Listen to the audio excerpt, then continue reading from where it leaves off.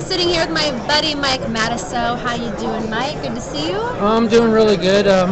Real happy. Good day one. I drew once for like the 25th time in 26 tournaments. I drew the worst table one. Nobody really put a chip in the pot, and it was going to be like a nightmare to get chips from anybody. I thought I played as good as I could play. I played exactly like I wanted to play.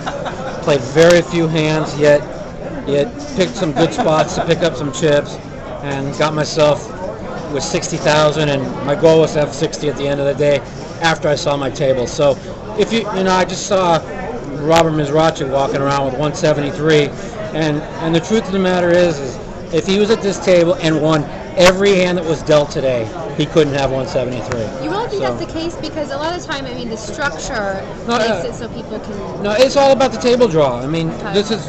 I've been saying for that like maybe one day they'll have a unified table draw where they rank players and they just separate everybody and instead of whoever gets lucky through the computer. But there was no way I was ever going to get more than if a deck hit me in the face. I might have got 75,000 a day. Well, Mike is sitting with Gavin Griffin, who took down Borgata a couple months ago. Marcus He was the only one that gave away chips. Well, Marcus Lehman, he's sitting right here. He won the Spanish Championship in Barcelona, but maybe they'll loosen up tomorrow. Yeah, Marcus. After he played a hand early with two aces. I thought he played real bad. He could have got away. He lost 15,000 in the pot. I think he should have lost like 15,000 less. He actually lost like 21,000 in a pot. But after that, I thought he played really, really well. Gavin Griffin, he saw that we were at a tough table, and he saw nobody was putting a chip in. And the thing about it is, when anybody called to put a chip in, they had a hand. So there was really no outplaying anybody. Right. And he forced the issue. And that's not like Gavin. I've watched Gavin play. He makes a lot of good plays, but he also has great patience. And it kind of sucked to see him, kind of really be off his game today. And other than that, it was like, this is like the toughest Probably table. There was nobody going to put a chip in. Yeah. I wasn't frustrated because I knew in the first 10 minutes what I was up against. I just said, look what we're up against. It's obvious where this guy you got a shot to get some chips from. This guy here, whatever, and I mapped him in my mind who I can get a chip from, or who I'm not going to get any from, and I just play solid and just tight poker and I said to myself, get out of today with 50,000 and be happy as can be. I got out of today with 60,000, which I'm telling you, I couldn't have played any better. Good. And I have 60,000, Well, so I'm happy. Good. Now I know that you were in a little bit of pain. Mike had a surgery this week. Yeah, I had gallbladder surgery on Tuesday, and finally had my gallbladder taken out. I needed to get it taken out for like 7 years, but it recently gotten so bad to where I was having attacks all the time.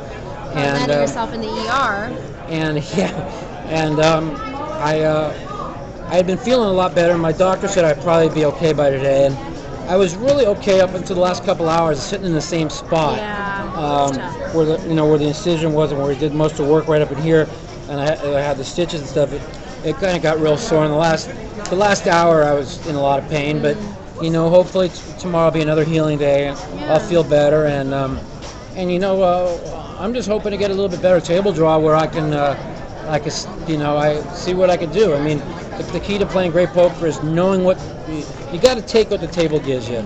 I knew what the table was going to give me within 20 minutes today, and I took what the table gave me, and it gave me. I got 60,000, and believe me, if I got maybe a little more aggressive, I could have had 70. Or you could have been out. Right? But I didn't want to have to make decisions against a table where we had so many good players at. You hear about these big stacks. You look around, you see. I don't worry. This is the deepest stack tournament in poker. Mm-hmm. Okay, if you have 40,000 after day one, you have just as good a chance as the guy with 170, if not better. Yeah. Because the guy with 170 is going to get reckless. He's going to play too many hands.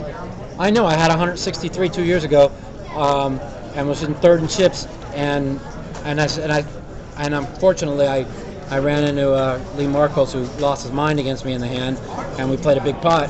But we see it time and time again, even at final tables. You come in as a chip leader, and then you leave 6. Listen, everybody knows how when I play poker how it works.